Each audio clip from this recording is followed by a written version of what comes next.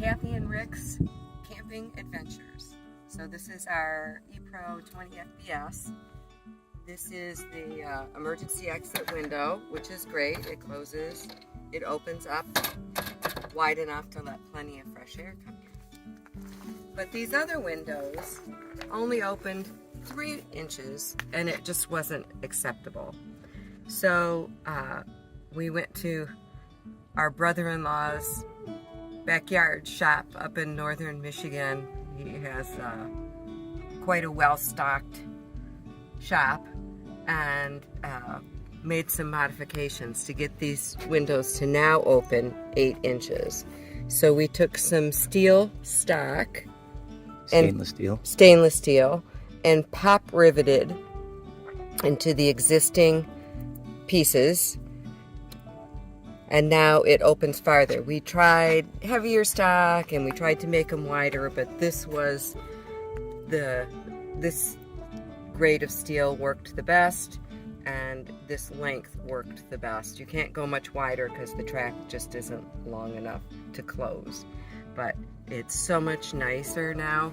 Lets some airflow through, and an added benefit, now you can clean the windows on the inside, which you couldn't do before.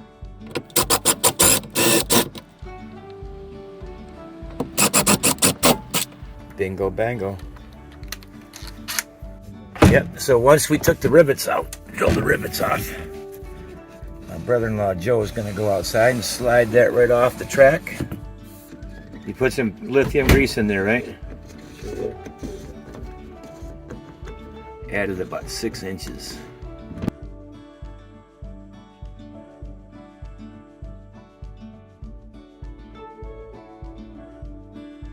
We did both of these windows. This is the one that's over the sink and stove. Same thing, pop riveted in an extension. Now it opens much farther. Lets so much more airflow through. This is the inside. That's about how far it opened previously. Just not acceptable, doesn't let enough air through. And now it will open 8 inches. Oh, and I also made these curtains. The shades don't allow, they give you privacy, but they don't allow airflow. So I just have a tension rod up here, and I made these little black curtains for privacy, but it still lets the airflow through. So for those of you that might boondock or go to campsites that have power and not water, sometimes you run out of fresh water. We always carry these 5-gallon jugs so we can go to the spigot and fill up water. And I used to hold a funnel while my husband would hoist this up on his shoulder and try to pour it in. Now we have a solution for under $20. It's this little pump that attaches to your drill.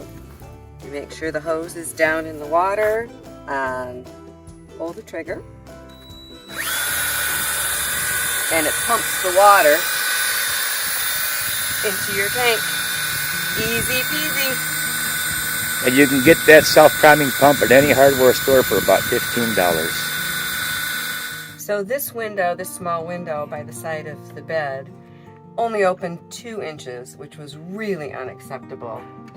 The track was so small we couldn't use the same solution that we used on the other 2 windows because the track just wasn't wide enough to let it open much farther than it did. So we went online and ordered the emergency exit extender, and they did a little creative engineering, pop riveted it to that end. I know they worked really hard. They were very proud of making this little steel plate and painted it the exact same shade of black, and it does close over here, but allows much more air flow through. That might be our last mod. We'll see. We'll keep you updated.